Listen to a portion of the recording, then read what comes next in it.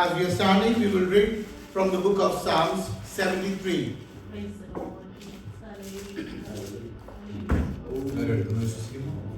I believe everyone has taken it. ദൈവം ഇസ്രായേലിന് നിർമ്മല ഹൃദയമുള്ളവർക്ക് തന്നെ നല്ലവനാകുന്നു നിശ്ചയം.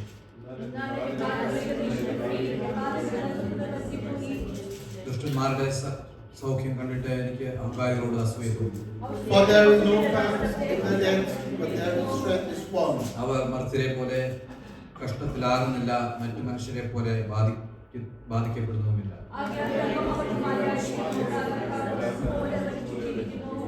അവരുടെ കണ്ണുകൾ പുഷ്ടി കൊണ്ട് മുന്തി നിൽക്കുന്നു, അവരുടെ ഹൃദയത്തിലെ നിരൂപണങ്ങൾ കവിഞ്ഞൊഴുകുന്നു.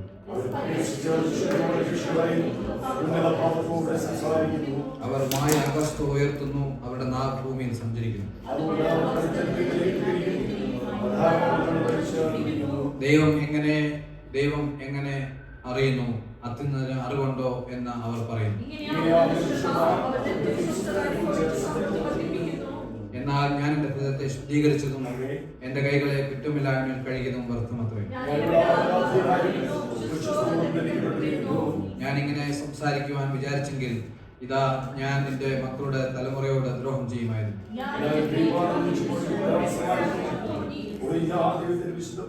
ഒടുവിൽ ഞാൻ ദൈവത്തിന്റെ വിശുദ്ധ മന്ദിരത്തിൽ ചെന്ന് അവരുടെ അന്തം എന്താകുമെന്ന് ചിന്തിച്ചു.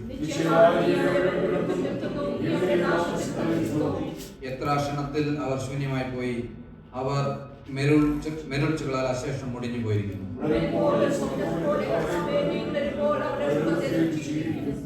ഇങ്ങനെ എന്റെ ഹൃദയം വ്യസനിക്കുകയും എന്റെ അന്തരംഗത്തിൽ കുത്തുകൊള്ളുകയും ചെയ്തപ്പോൾ എന്നിട്ടും ഞാൻ എപ്പോഴും നിന്റെ അടുക്കലിരിക്കുന്നു, നീ എന്നെ വലങ്കയ്ക്ക് പിടിച്ചിരിക്കുന്നു. സ്വർഗത്തിൽ എനിക്ക് ആരുള്ളൂ, ഭൂമിയിലും നിന്നെ അല്ലാതെ ഞാൻ ഒന്നും ആഗ്രഹിക്കുന്നില്ല.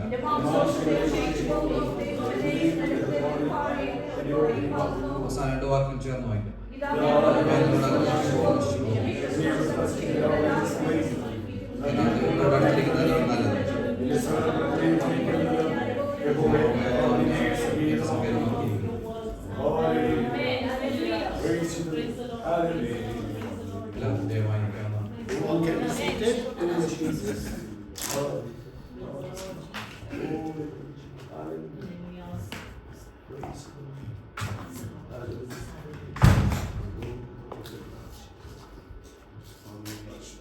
ദൈവനാമത്തിന് മഹത്വം ഉണ്ടാകട്ടെ. Let God's name be glorified. സഭയുടെ അധ്യക്ഷനായിരിക്കുന്ന ദേവദാസൻ, സന്നിഹിതരായിരിക്കുന്ന എല്ലാവർക്കും യേശുക്രിസ്തുവിന്റെ നാമത്തിൽ സ്നേഹം. My loving, in the name of Jesus Christ, I am making known to our pastor and everyone sitting here. നമ്മൾ വായിച്ചത് 73-ാമത്തെ സങ്കീർത്തനമാണ്. As we have read from the book of Psalms 73, 73-ാമത്തെ സങ്കീർത്തനത്തിൽ ഒരു ആശയക്കുഴപ്പമുള്ള ഒരു വ്യക്തിയെ കാണാൻ സാധിക്കും. we can in 73 from the book of 73, Psalm 73, we can see a person who is very saddened. ഇതിന്റെ തുടക്കത്തിൽ തന്നെ ആസാഫിന്റെ സങ്കീർത്തനമായിട്ടാണ് ഇതിനെ കൊടുത്തിരിക്കുന്നത്. It is written over here in the starting only, Psalms of Asaph. Asaph അദ്ദേഹത്തിന്റെ ദൈവിക ധാരണകൾ കൃത്യമായി മനസ്സിലാക്കാത്ത ഒരു സ്റ്റേജിലൂടെ കടന്നുപോയി എന്ന് മനസ്സിലാക്കുന്നു. Over here we see that Asaph was going through a stage where he was not walking in the path of God. നമ്മൾ കൃത്യമായും ദൈവിക ആശയങ്ങൾ മനസ്സിലാക്കിയിരിക്കണം. We have to know God's desire in our life. ദൈവത്തിന്റെ താല്പര്യങ്ങൾ മനസ്സിലാക്കിയിരിക്കണം. We have to know His desires in our life. ദൈവത്തിന്റെ സ്വഭാവം മനസ്സിലാക്കിയിരിക്കണം. His behavior, what should be our behavior in our life, we should know. നമ്മുടെ ജീവിതത്തിൽ ഒത്തിരി ആവശ്യങ്ങളുണ്ട്. There are many things that we need in our life. അതൊക്കെ focus ചെയ്തിട്ടാണ് നമ്മൾ പലപ്പോഴും കാര്യങ്ങൾ മനസ്സിലാക്കുന്നത്. We focus on those things particularly and go ahead in life. എന്നാൽ ദൈവത്തിന്റെ രീതി വെച്ച് വേണം നമ്മൾ കാര്യങ്ങൾ മനസ്സിലാക്കാൻ. But when we do things, it should be according to the will of God. 73-ാം സങ്കീർത്തനത്തിന്റെ 13, 14, 15, 16 വാക്യങ്ങൾ. We will see from 73, 14, 15 and 16. എന്നാൽ ഞാൻ എന്റെ ഹൃദയത്തെ ശുദ്ധീകരിച്ചതും എന്റെ കൈകളെ കുറ്റമില്ലായ്മയിൽ കഴുകിയതും വ്യക്തമത്രേ. ഞാൻ ഇടവിടാതെ ബാധിതനായിരുന്നു, ഉച്ചസ്തോറും ദണ്ഡിക്കപ്പെട്ടിരുന്നു. ഞാൻ ഇങ്ങനെ സംസാരിക്കുവാൻ വിചാരിച്ചെങ്കിൽ ഇതാ ഞാൻ എന്റെ മക്കളുടെ തലമുറയോട് ദ്രോഹം ചെയ്യുമായിരുന്നു. ഞാൻ ഇത് ഗ്രഹിക്കുവാൻ നിരൂപിച്ചപ്പോൾ എനിക്ക് പ്രയാസമായി തോന്നി. For all day long I have been plagued, and chastened every morning. If I had said, I will speak thus, behold, I would have been untrue to generations of your children. When I thought how to understand this, it was too painful for me. നമുക്കറിയാൻ സാധിക്കുന്നു ആസാഫ് യെരൂശലേം ദേവാലയത്തിലെ ഒരു വളരെ പ്രധാനപ്പെട്ട കൊയറിലെ വ്യക്തിയായിരുന്നു. We can see from here that Asaph was a very important person in the choir. എന്ന് പറഞ്ഞാൽ ദൈവ ശുശ്രൂഷയിൽ നിന്നിരുന്ന വ്യക്തിയായിരുന്നു. He was a person who was doing God's work. അദ്ദേഹം തന്റെ ഹൃദയത്തിലെ ഒരു സംശയത്തെ, ഒരു ആശയക്കുഴപ്പത്തെ ഇവിടെ വ്യക്തമാക്കുകയാണ്. He's telling something about a thing that is hurt his heart. അദ്ദേഹത്തിന്റെ ചുറ്റുപാട് നോക്കിയപ്പോൾ ദൈവത്തിന്റെ ഭാഗത്ത് നടക്കാത്തവരൊക്കെ നന്നായിട്ട് വളരെ അനുഗ്രഹിക്കപ്പെട്ട് പൊക്കോണ്ടിരിക്കുന്നു. അവരുടെ സാമ്പത്തിക സ്ഥിതി മെച്ചമാകുന്നു, അവരുടെ കുഞ്ഞുങ്ങളുടെ സ്ഥിതി മെച്ചമാകുന്നു, അവരുടെ ഭവനത്തിന്റെ സ്ഥിതി മെച്ചമാകുന്നു. അങ്ങനെ അദ്ദേഹം നോക്കുമ്പം ഈ ദൈവത്തിലൊന്നും വലിയ എരിവില്ലാത്തവരൊക്കെ വലിയ കാര്യത്തിൽ ഇങ്ങനെ പൊക്കോണ്ടിരിക്കുകയാണ്. Over here we can see that Asaph was very hurt and sad because when he was seeing his surrounding, he could see people who was not walking in Christ. They were flourishing. They were doing very good in their life. Even their children were doing good in their life. And Asaph was thinking about this. Why is this like this happening? When people who do not believe God, they are flourishing so much. Asaph എല്ലാ ദിവസവും പ്രാർത്ഥിക്കുന്നു, എല്ലാ ദിവസവും ദൈവത്തോട് അടുക്കാനായി താല്പര്യപ്പെട്ടുകൊണ്ടിരിക്കുന്ന വ്യക്തിയാണ്. Asaph was a person who used to pray every time and always desired to come closer to God. എന്തെങ്കിലും കുറവുണ്ടാകുമ്പോൾ ആസാഫ് ദൈവത്തിന്റെ സന്നിധിയിലേക്ക് സമർപ്പിച്ച് ഏറ്റുപറഞ്ഞ് വിടുതൽ പ്രാപിക്കുമായിരുന്നു. Whenever he thought that he was going back from God, he came closer. He came more closer to God. എന്നാൽ ഇവിടെ അദ്ദേഹം ഒരു ധാരണയിൽ എത്തിച്ചേരുകയാണ്. But here he was thinking something about എന്റെ development around him. എന്റെ കൈകളെ ഈ കുറ്റമില്ലായ്മയിലൊക്കെ കഴുകി ശുദ്ധനായിരിക്കുന്നത് കൊണ്ട് എനിക്ക് വ്യർത്ഥമായ ഒരു കാര്യമായിട്ട് അദ്ദേഹം അതിനെ പരിഗണിക്കുന്ന സ്റ്റേജിലേക്ക് എത്തിച്ചേർന്നു. He was thinking over here when he was walking the path of God, why like this was happening in his life. പറയാണ്, ഞാൻ ഇത്രയും ശുദ്ധീകരണം പ്രാപിച്ചിരിക്കുമ്പോൾ ഞാൻ രാവിലെ തോറും ഉഷസ് തോറും എന്റെ ജീവിതത്തിൽ കഷ്ടവും പ്രയാസവും ദുഃഖവും ഒക്കെയാണെന്ന് പറയുക. When I am walking in life with holiness according to the will of God, then why is this happening in my life? ഇവിടെ നിന്നും ഒരു കാര്യം വ്യക്തമാകുന്നു, ദൈവത്തിന്റെ രീതി വ്യത്യസ്തമാണ്. From here we can understand one thing. One thing is there, that God's way is different. ദൈവത്തിന്റെ നടത്തിപ്പ് വ്യത്യസ്തമാണ്. God's way of walking, our way, God's way is different. ഇവിടെയാണ് ആസാഫിന്റെ താല്പര്യങ്ങളും ചിന്തകളുമായിട്ട് ദൈവത്തിന്റെ രീതിയുമായിട്ട് ഒരു conflict ഉണ്ടാകാനായിട്ട്. Here was the difference between the thinking of Asaph and God's. Asaph ചിന്തിക്കുകയാണ്, സാമ്പത്തിക മെച്ചമുള്ളവരാണ് ആത്മീകൻ. And Asaph here thought that being wealthy is God's way. ഒരു ജീവിതത്തിലെ അനുഗ്രഹം ഉണ്ടാകുന്നവരാണ് ആത്മീകൻ എന്ന് Asaph ധരിക്കുകയാണ്. Person who is blessed, he is the person who walks in God's way. അത് തന്നെയാണ് അവൻ പഠിച്ചു വെച്ചിരുന്നത്.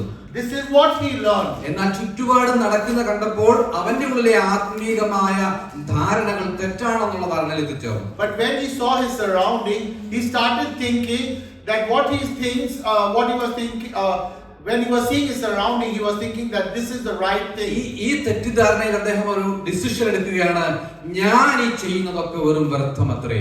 And then he came to the decision where he thought that whatever he is doing, it is all wrong. എന്നാൽ ഞാൻ പാപം ചെയ്യാതെ എന്നെ ശുദ്ധീകരിച്ചത് വ്യർത്ഥമാണെന്ന് അവനൊരു ധാരണയിൽ എത്തിച്ചേരുന്നു. Without doing any sin and walking in holiness, it's wrong. ഇവിടെ നമ്മൾ മനസ്സിലാക്കേണ്ടത് ദൈവത്തിന്റെ രീതി വ്യത്യസ്തമാണ്.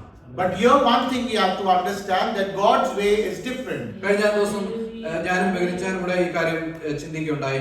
ഈ എന്തുകൊണ്ടാണ് ഈ ദൈവദാസന്മാരുടെ ജീവിതത്തിൽ ഈ മരണം, ഈ അകാല മരണങ്ങൾ സംഭവിക്കുന്നത്? അവരുടെ ജീവിതത്തിൽ എന്തുകൊണ്ടാണ് നമ്മൾ വലിയ അനുഗ്രഹത്തോടെ കരുതുന്നവരുടെ ജീവിതത്തിൽ ഈ അനർത്ഥം എന്തുകൊണ്ടാണ് വരുന്നത്?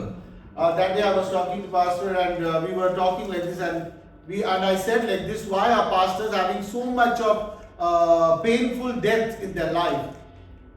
അവിടുന്ന് മനസ്സിലാക്കാനുള്ള കാര്യം ഇതാണ്, ദൈവത്തിന്റെ രീതി നമ്മൾ കരുതുന്ന പോലെയല്ല. And here we understood that God's way is different. നിങ്ങൾക്കറിയാമോ, യേശുക്രിസ്തു പോലെ ഒരു സ്റ്റേറ്റ്മെന്റ് പറഞ്ഞിരിക്കുന്നത്, യോഹന്നാനെ കുറിച്ച് പറഞ്ഞിരിക്കുന്നത് ലൂക്കോസിന്റെ സുവിശേഷം Book of Luke.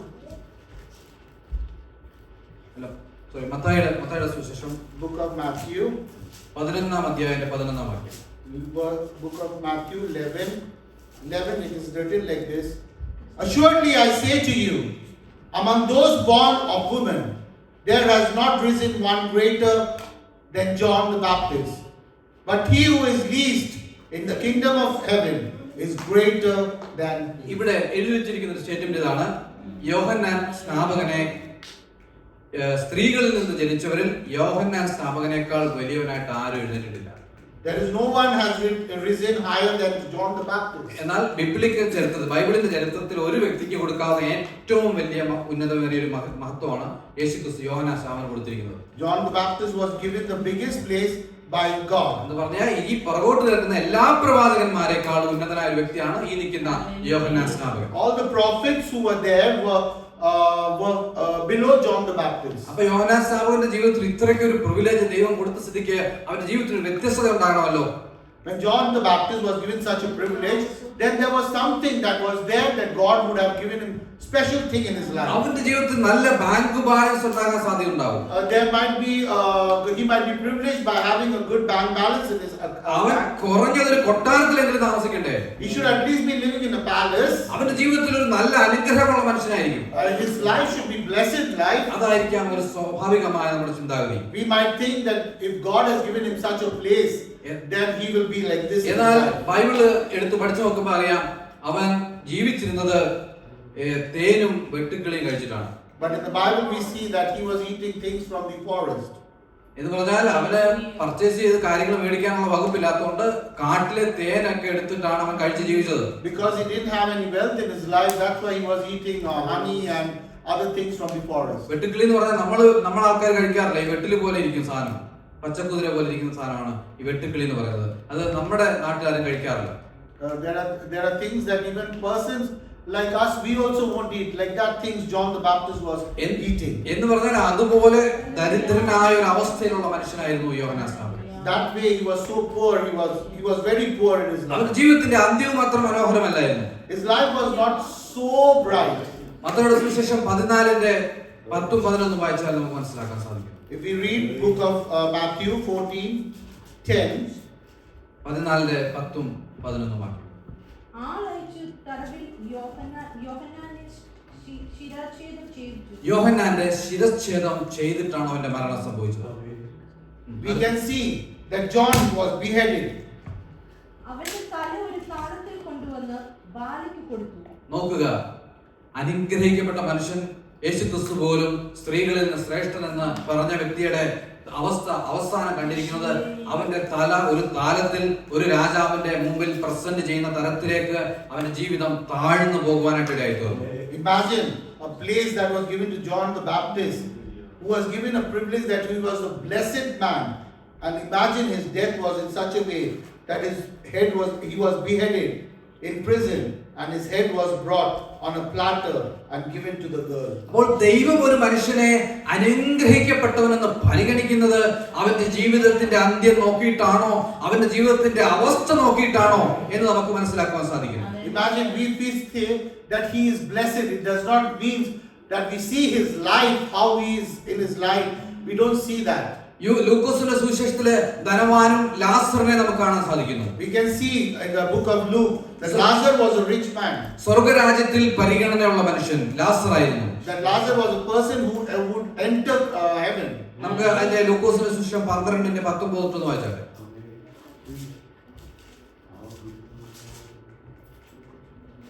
ലൂക്കോസ് 12:19. എന്നിട്ട് എന്നോട് തന്നെ എനിക്ക് ഏറിയ ആളുകൾക്ക് മതിയായ അനവധി വസ്തുക്കൾ സ്വരൂപിച്ചു വെച്ചിരിക്കുന്നു. ആശ്വസിക്കുക, തിന്നുക, കുടിക്കുക, ആനന്ദിക്കുക എന്ന് പറയും. ദൈവമോ അവനോട്, മൂഢ, ഈ രാത്രി നിന്റെ പ്രാണനെ നിന്നോട്. ഇത് ലൂക്കോസ് 12:19 ആണ്. അതെ. But God said to him, "Fool, this night your soul will be required of you. Then whose will those things be which you have provided?" ലൂക്കോസിന്റെ സുവിശേഷം 12 ധനവാനായ മനുഷ്യനുണ്ടായിരുന്നു. അവൻ ധൂമ്ര വസ്ത്രവും പട്ടും ധരിച്ച് ദിനംപ്രതി ആഡംബരത്തോടെ സുഖിച്ചുകൊണ്ടിരുന്നു. 20-ാം വാക്യം, ലാസർ എന്നു പേരുള്ള ഒരു ദരിദ്രൻ വ്രണം നിറഞ്ഞവനായി അവന്റെ പടിപ്പുരയ്ക്കൽ കിടന്നു. ധനവാന്റെ മേശയിൽ നിന്ന് വീഴുന്നത് തിന്ന് വിശപ്പടക്കുവാൻ ആഗ്രഹിച്ചു. നായ്ക്കളും വന്ന് അവന്റെ വ്രണം നക്കും. ആ ദരിദ്രൻ മരിച്ചപ്പോൾ ദൂതന്മാർ അവനെ അബ്രഹാമിന്റെ മടിയിലേക്ക് കൊണ്ടുപോയി. ധനവാൻ മരിച്ചു, അടക്കപ്പെട്ടു. അവൻ പാതാളത്തിൽ യാതന അനുഭവിക്കുമ്പോൾ മേലോട്ട് നോക്കി ദൂരത്ത് നിന്ന് അബ്രഹാമിനെയും അവന്റെ മടിയിൽ ലാസറിനെയും കണ്ടു. എന്തെങ്കിലും എറർ കാണുമായിരിക്കും എന്റെ വാക്യത്തിൽ. ഇതാണ് 16. ഇവിടെ നോക്കുക, ദൈവം പരിഗണിച്ച ലാസറിന്റെ അവസ്ഥ വളരെ ശോചനീയമായിരുന്നു. അവൻ ധനവാനായ മനുഷ്യന്റെ പടിപ്പുരയ്ക്കൽ അവന്റെ മേശയിൽ നിന്ന് വീഴുന്ന ഈ എച്ചില് കഴിച്ചിട്ടാണ് ജീവിച്ചത്. പക്ഷേ ദൈവം തമ്പുരാൻ അവനെ ഉന്നതനായി പരിഗണിച്ച് സ്വർഗത്തിലേക്ക് ആനയിച്ചു എന്ന് നമുക്ക് മനസ്സിലാക്കാൻ സാധിക്കും. We can see that Lazarus was blessed and God had given him a place in heaven. But when he lived a life in earth, he used to eat things that were falling from a rich man's plate. He used to pick them up and eat. ഒരു വാക്കുകൾ പറഞ്ഞ് എനിക്ക് താല്പര്യപ്പെടുകയാണ്. നമുക്കറിയാൻ സാധിക്കും, ദേവദാസനായ ദൈവം തിരഞ്ഞെടുത്ത 12 ശിഷ്യന്മാരുള്ള യാക്കോബിന്റെ അവസ്ഥ നമുക്ക് മനസ്സിലാക്കാൻ സാധിക്കുന്നു. From the 12 disciples we can see Jacob's life also. ഒരു വലിയ ശുശ്രൂഷയ്ക്ക് വേണ്ടി വിളിച്ച മനുഷ്യനാണ് യാക്കോബ്. He was called to do God's work. ഭൂഖണ്ഡങ്ങൾ പോയി ശുശ്രൂഷ ചെയ്യുന്ന മനുഷ്യനാണ് യാക്കോബ്. He was supposed to be a person to go to each corner and preach the word of God. എന്നാൽ ശുശ്രൂഷയുടെ തുടക്കത്തിൽ തന്നെ അവന്റെ ജീവിതം നിന്നു പോകുന്ന സാഹചര്യത്തിലേക്ക് വന്നു. But when he started his ministry, it came to a stage where when he started, it seemed like it was going to stop. ഹെരോദാവ് അവനെ വാളുകൊണ്ട് വെട്ടിക്കൊന്നു. The king Herod went to kill him. മാനസികമായിട്ട് നോക്കുകയാണെങ്കിൽ യാക്കോബിന്റെ അവസ്ഥ ഒരിക്കലും ഒരു ബ്ലെസ്ഡ് ലൈഫായിട്ട് നമുക്ക് പരിഗണിക്കാൻ സാധിക്കുന്നില്ല. But if we see as a human eyes, we will think that he was not a blessed person. അവൻ സ്റ്റേജുകളിൽ നിന്ന് സ്റ്റേജുകളിലേക്ക് പോകുമ്പോഴാണ് അവന്റെ അനുഗ്രഹം എന്ന് നമ്മൾ പരിഗണിക്കുന്നത്. When he was going from stage to stage, we can see how blessed he was. എന്നാൽ മിനിസ്ട്രിയുടെ ആഴത്തിലേക്ക് പോലും പോകാതെ അവന്റെ ജീവിതം ഇല്ലാതായി പോകുവാനായിട്ട് ഇടയായി തീർന്നു. But not reaching to a stage in his ministry, he was killed. വലിയ കാര്യങ്ങൾ ദൈവത്തിന് വേണ്ടി ചെയ്യുന്നതിന് മുമ്പ് തന്നെ അവന്റെ ജീവിതം അവിടെ നിർത്തുവാനായിട്ട് Before he could do big things for God, he was killed. അതുകൊണ്ട് നിങ്ങൾ ദൈവത്തെ കൃത്യമായി മനസ്സിലാക്കുവാൻ ഇടയായി തീർന്നു. That's why it is very essential to know God's way. നമ്മൾ അനുഗ്രഹത്തിന്റെ ഉയർച്ച കൊണ്ടുവരാൻ അല്ല ചർച്ചിലേക്ക് കടന്നു വരുന്നത്. We are not coming to church so that we can be blessed in our life by being wealthy. ദൈവം എന്നെക്കുറിച്ച് ആഗ്രഹിക്കുന്ന പാതയിലൂടെ നടന്ന് സഞ്ചരിക്കാൻ വേണ്ടി മാത്രമാണ്. We come to church so that we can walk in God's path. നല്ലതാണെങ്കിലും മോശമാണെങ്കിലും ദൈവം ആഗ്രഹിക്കുന്ന പാതയിലൂടെ സഞ്ചരിക്കാനാണ് നമ്മളെ വിളിച്ചിരിക്കുന്നത്. Let it be good or bad in our life, we have to walk according to the will of God. ഒരിക്കലും ദൈവം ആരെ തള്ളിക്കളയുന്നില്ല. Remember, children, that God will never push us away. ഒരിക്കലും ഒരു അനുഗ്രഹം പോലും ദൈവം മാറ്റിക്കളയുന്നില്ല. God will never move a blessing things from our life. അബ്രഹാമിനെ അനുഗ്രഹിച്ച ദൈവമാണ്. God blessed Abraham. ജോസഫിനെ മന്ത്രിപദത്തിലേക്ക് ഉയർത്തിയ ദൈവമാണ്. Joseph was taken to a place where he was sitting beside the king. ദാവീദിനെ രാജാവാക്കിയ ദൈവമാണ്. King David became a king. എന്നാൽ ദൈവത്തെ നാം മനസ്സിലാക്കുവാൻ തക്കവണ്ണം നാം വിളിക്കപ്പെട്ടവരാണ്. But we have to come to a place where we can understand the will of God. ദൈവത്തിന്റെ വഴി മനസ്സിലാക്കി നമ്മൾ We have to know what is God's way in our life. ഇവിടെ ഒരു കാര്യം ദൈവം പറയാൻ ആഗ്രഹിക്കുന്നത്, അനുഗ്രഹത്തിന്റെ മാനദണ്ഡത്തിൽ നിങ്ങൾ ഒരിക്കലും ഒരു വ്യക്തിയെ ജഡ്ജ് ചെയ്യാൻ പാടില്ല. It is here we have to understand one thing, that by seeing a blessed person's life, how he is, what he is going through, we should not judge him. ആത്മാവിൽ മനസ്സിലാക്കി അവരെ ദൈവത്തിന്റെ സന്നിധിയിലേക്ക് സമർപ്പിക്കുക എന്നുള്ളതാണ് ഒരു വ്യക്തിയുടെ ഏറ്റവും വലിയ കടമ എന്ന് പറയുന്നത്. We have to understand it through our spiritual eyes. ദൈവത്തിന്റെ വഴി നാം കരുതുന്ന പോലെ അല്ല. God, what we think, it might not be God's way. അതുകൊണ്ട് തന്നെയാണ് അപ്പോസ്തലനായ പൗലോസ് പറഞ്ഞത്, ദൈവത്തിന്റെ വഴി അൺസർച്ചബിൾ ആണ്. That is why it is said that God's way is unsearchable. അതുകൊണ്ട് ആസാഫിന്റെ ഈ ഒരു ആശയക്കുഴപ്പത്തിൽ നിന്നുകൊണ്ടാണ് ആസാഫ് ചോദിച്ചത്, ഞാൻ പ്രാർത്ഥിക്കുന്നു, ഞാൻ ശുദ്ധീകരണം പ്രാപിക്കുന്നു, എന്നാൽ എന്റെ ജീവിതത്തിൽ കഷ്ടതയാണ്. That is why Asaph also misunderstood God, and he thought in his life that why it was happening, why unbelievers were flourishing. അതിനൊറ്റ ഉത്തരമേ ഉള്ളൂ, ഇവിടെ ഇരിക്കുന്ന എല്ലാവരും ദൈവത്തെ അറിയുന്നവരായി തീരുക.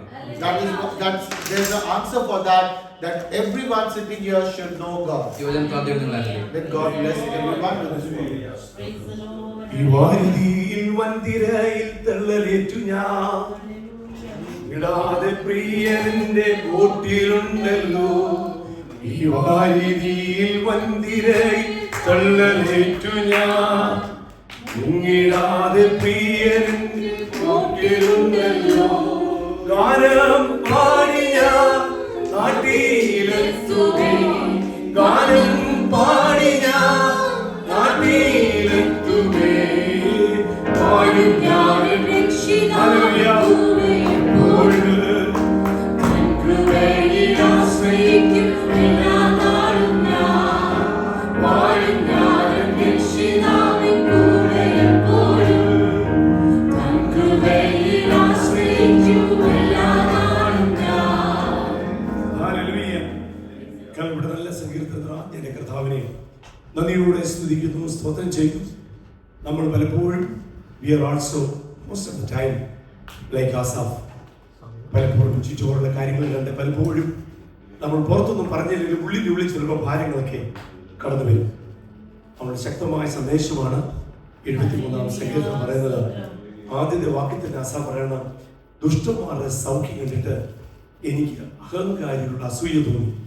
അവരുടെ വളർച്ചയും തടിപ്പും കൊഴുപ്പും എല്ലാം കണ്ടിട്ട് അസൂയയും കുശുമ്പും തോന്നിയ ഒരാസാഫാണ്. എന്നാൽ അതിന്റെ അവസാന ഭാഗത്തേക്ക് വരുമ്പോൾ ഒരു മനം തിരിഞ്ഞ് അല്ലെങ്കിൽ ഒരു മാനസാന്തരപ്പെട്ട ഒരാസാഫിനെ കാണാൻ സാധിക്കും. സ്തോത്രം. അതിനെ കർത്താവ് അനുഗ്രഹിക്കട്ടെ. വണ്ടർഫുൾ സാംസ്, വണ്ടർഫുൾ ട്രാൻസ്ലേഷൻ. God bless. കർത്താവ് ധാരാളമായി അനുഗ്രഹിക്കുമാറാകട്ടെ.